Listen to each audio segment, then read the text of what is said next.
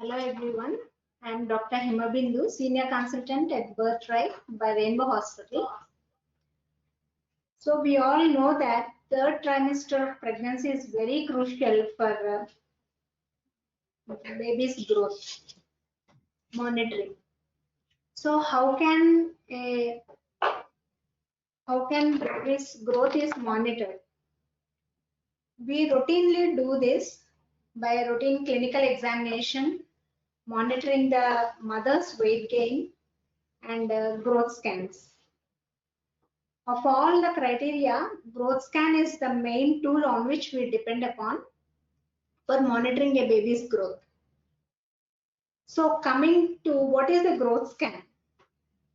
Growth scan is an ultrasound scan done in third trimester of pregnancy to know about the growth and well-being of the fetus. So when is it done? It is routinely done between 28 weeks to 40 weeks of pregnancy, that is 7th month to 9th month of pregnancy. But any scan done after 24 weeks of gestation is called a growth scan. How many times a growth scan can be done? In our center, we routinely do growth scan 2 times. First scan is done between 28 to 32 weeks and second scan is done around 36 weeks. In high-risk pregnancies, it may be necessary to repeat number of times depending upon the patient's requirement. So, what do you look for in a growth scan? Fetal growth and well-being is assessed mainly by 4 parameters. That is fetal biometry, that is fetal measurements and weight. Amniotic fluid index, that is assessment of amount of amniotic fluid. Doppler study, that is measurement of blood flow from the placenta to the fetus, and biophysical profile, that is ultrasonic assessment of fetal well-being. In addition, we get information like about the baby's presentation, position, and placental position, etc.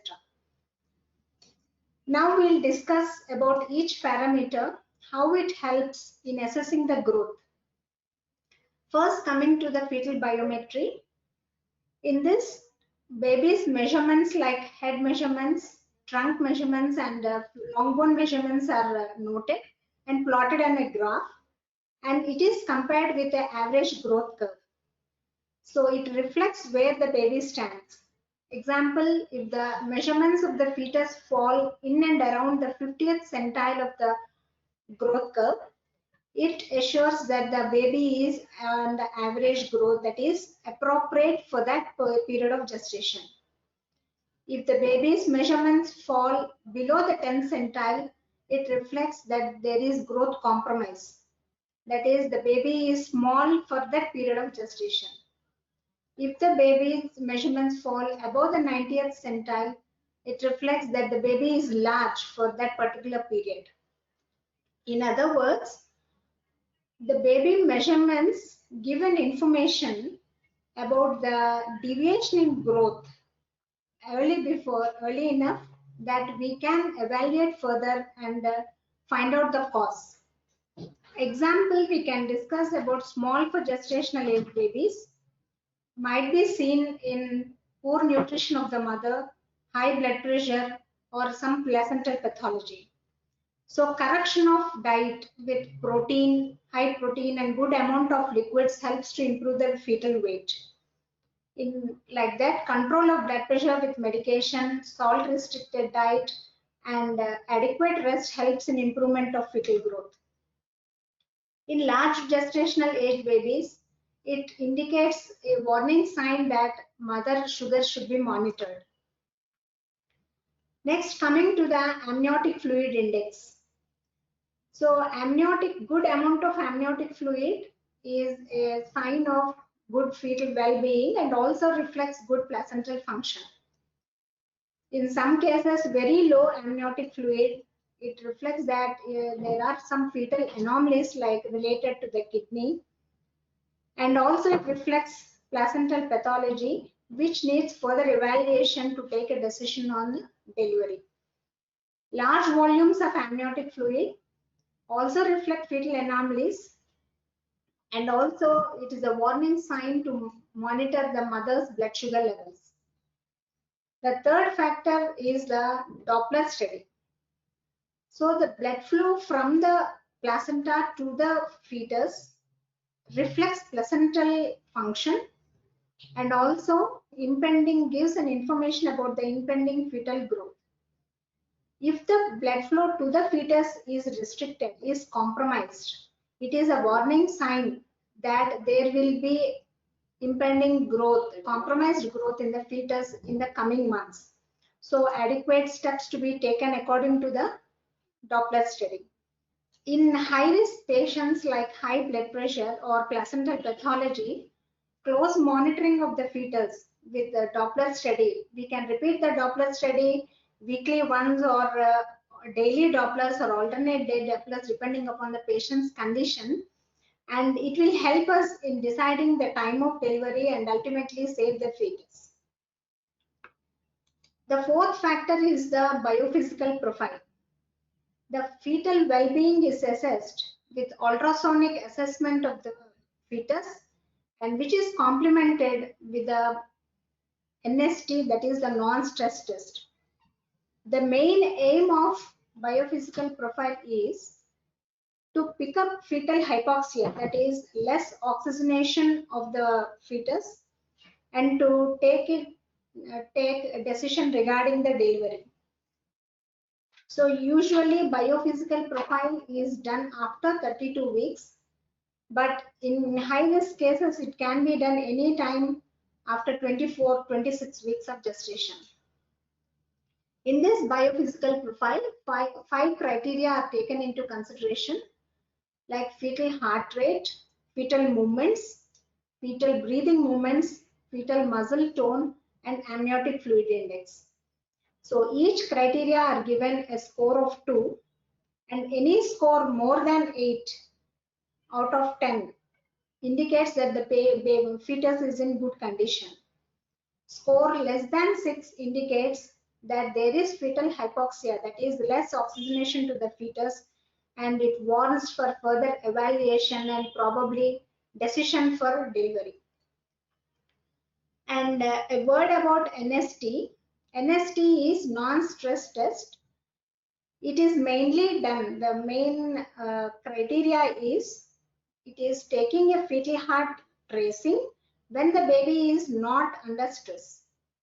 So the main, it gives information about the oxygenation to the baby, the oxygenation to the fetus, which is checked by the fetal heart tracing and its response to the fetal movements, how the baby heart rate reacts with the fetal movement, that is noted in the NST graph.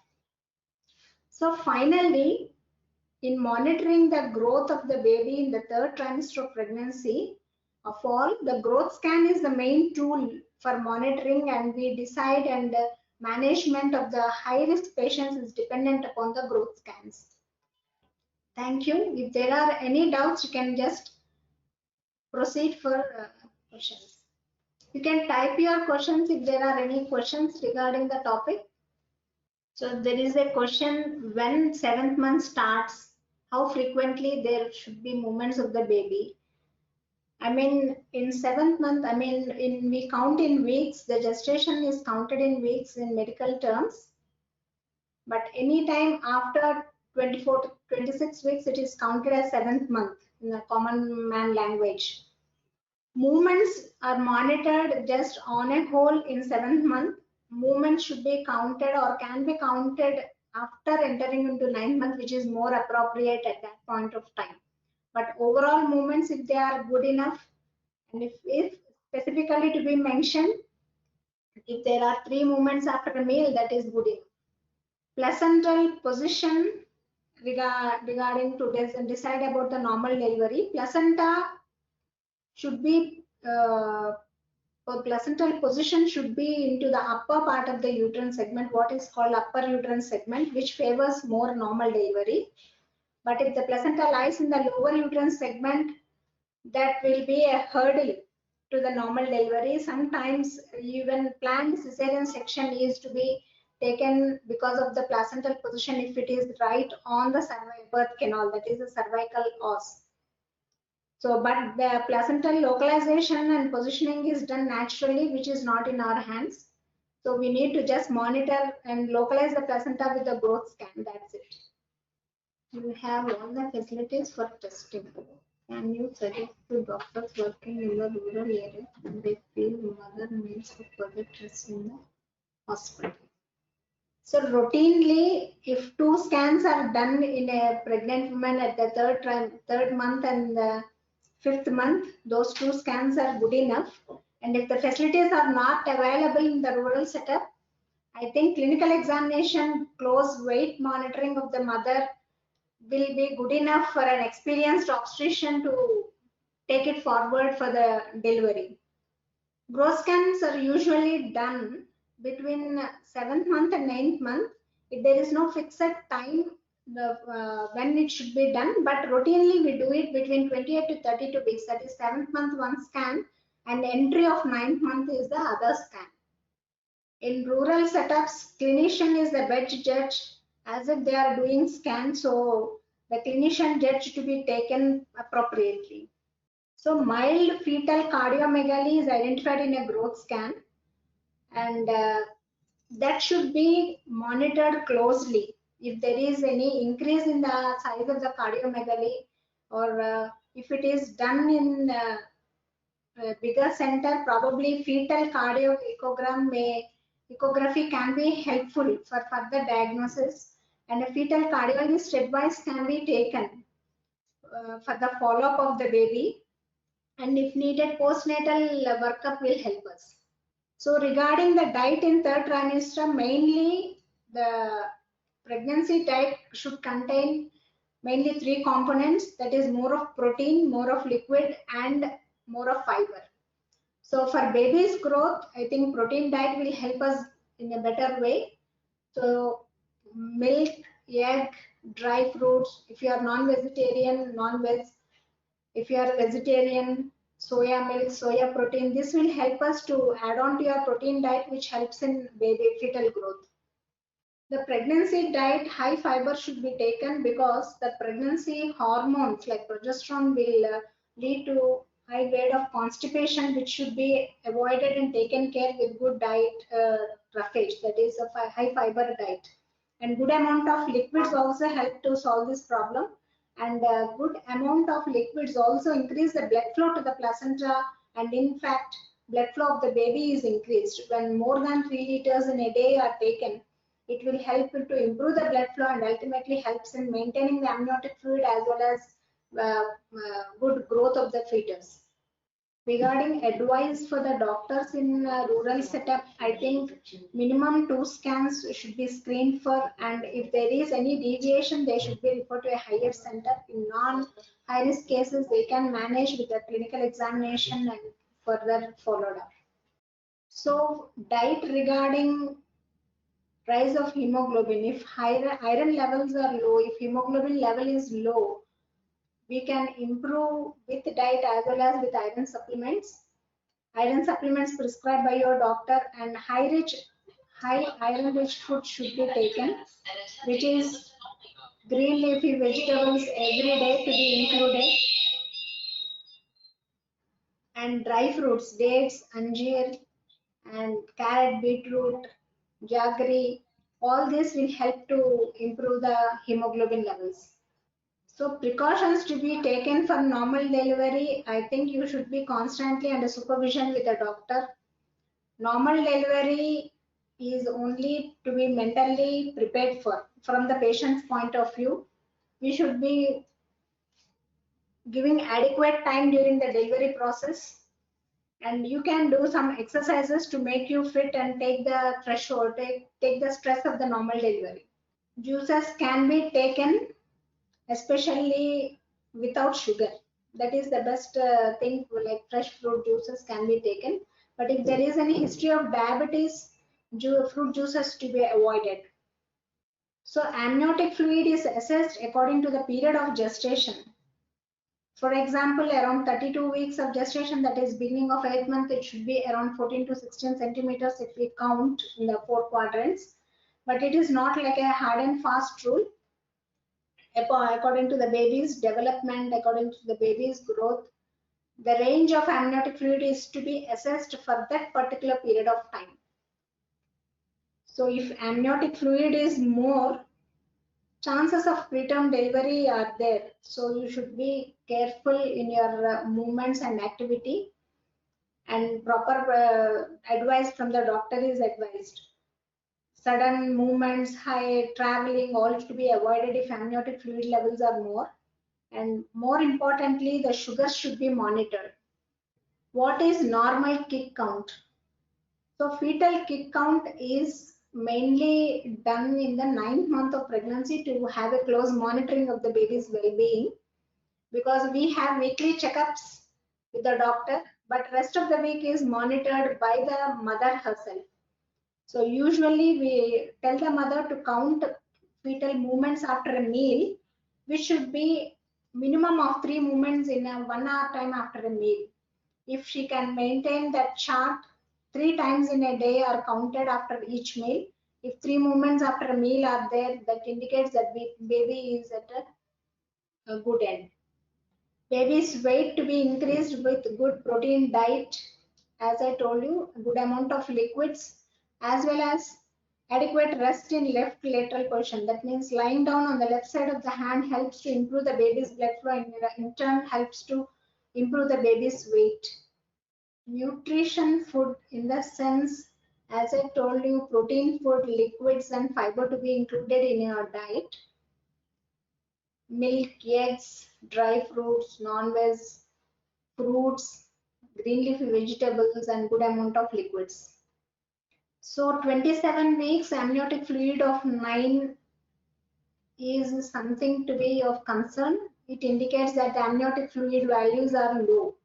If the previous 5th month scan is normal, ruling out the major anomalies in the baby, close monitoring to be done in this case, with probably amniotic fluid estimation every week or every 2 weeks, and good rest and high water intake, high liquid intake will also help to maintain the amniotic fluid levels to a larger extent. But close monitoring with weekly visits or visits every 2 weeks should be followed very strictly, because after entering into 9th month, the placental function decreases, the amniotic levels go back drastically. So usage of aerated drinks is absolutely contraindicated, not advisable in pregnancy at all, because they have preservatives in it. We don't advise. Posterior placenta is high. I mean, placental position might be on the anterior wall, that is front wall of the uterus, or posterior wall, that is the back wall of uterus. But if it is into the upper segment, it is of no major concern. If it is into the lower portion of the uterus, then it is of concern during the process of delivery. That should be mentioned clearly. If it is into the upper segment, there is no issue in delivering normally also. So pubic bone pain is common problem in pregnancy, but that is more obvious in 9th month, once the pelvic joints, pelvic girdle bones joints are laxed. But this can happen earlier part also, but that is not of nothing to be worried. But only thing is, you should manage your day-to-day activities with slowing down the movements. Turning around, getting up, walking, all movements should be slowed down so that there will be less pain. Even painkillers will not help us in this problem. So movement should be slowed down. That is the only thing to get out of it.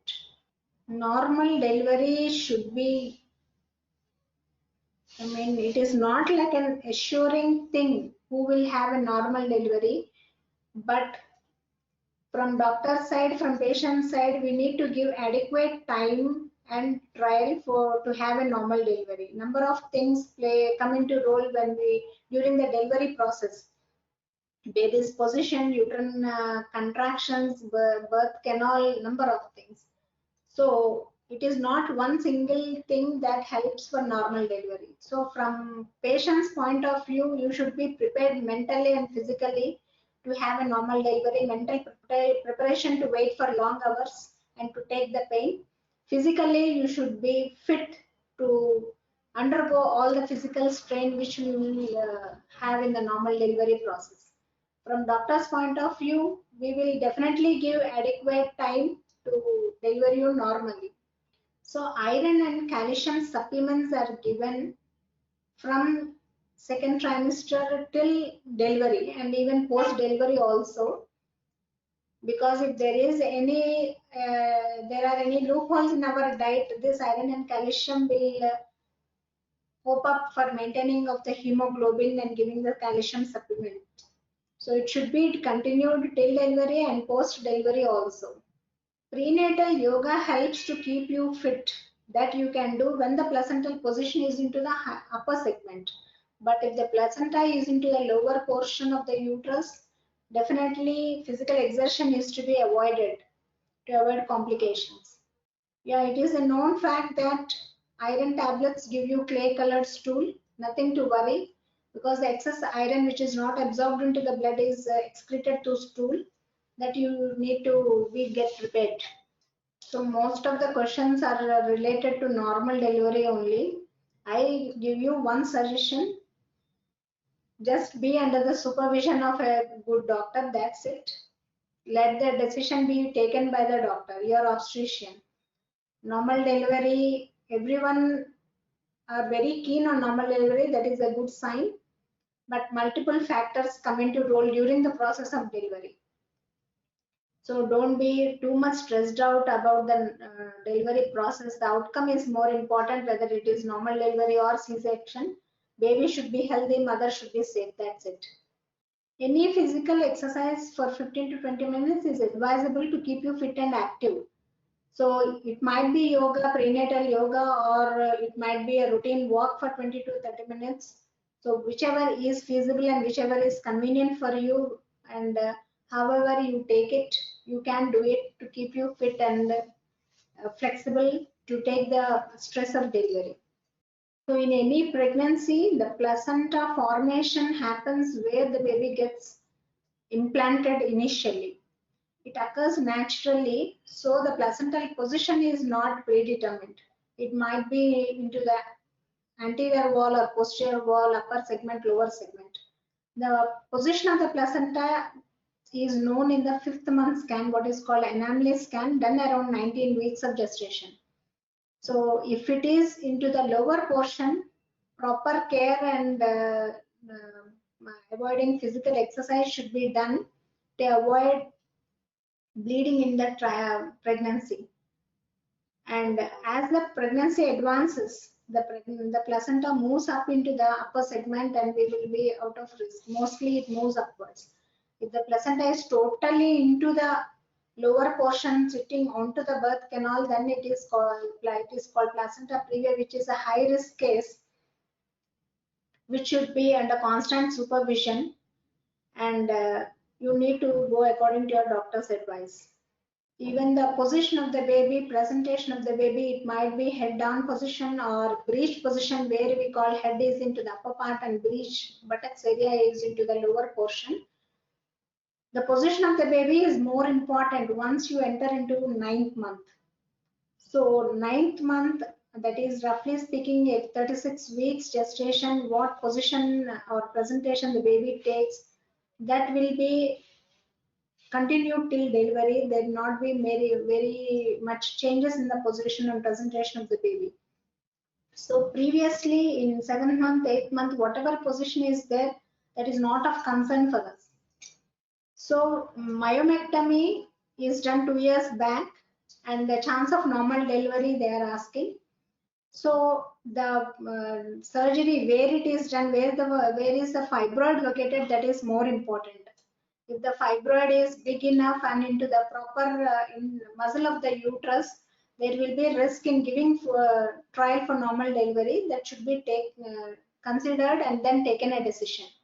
In twin pregnancies, there are certain different categories of twins. They are called dichorionic diamniotic twins, where there are two separate placentas with two separate amniotic sacs, and they are called non-identical twins. In monochorionic twins, so the placenta is one and that is shared by the two twins. So the type of placenta determines the type of twins. So different twins will have different type of placenta. Commonest is the dichorionic diamniotic twins, where two placentas are there for each for separate baby. In preeclampsia, is normal delivery possible? Yeah, according to your situation, so many factors we take into consideration. If the baby is not compromised and if all the parameters are good enough to give a trial, definitely we'll give a trial and deliver you normally. In third trimester, liquid intake, I don't tell you only water, any liquid to be taken should be more than 3 liters. So you can include all the liquids and count for a day. 3 liters in 24 hours is good enough in third trimester of pregnancy, because only water taking 3 liters is not practically possible, I think. So juice, buttermilk, everything put together, if it is more than 3 liters, that is good enough.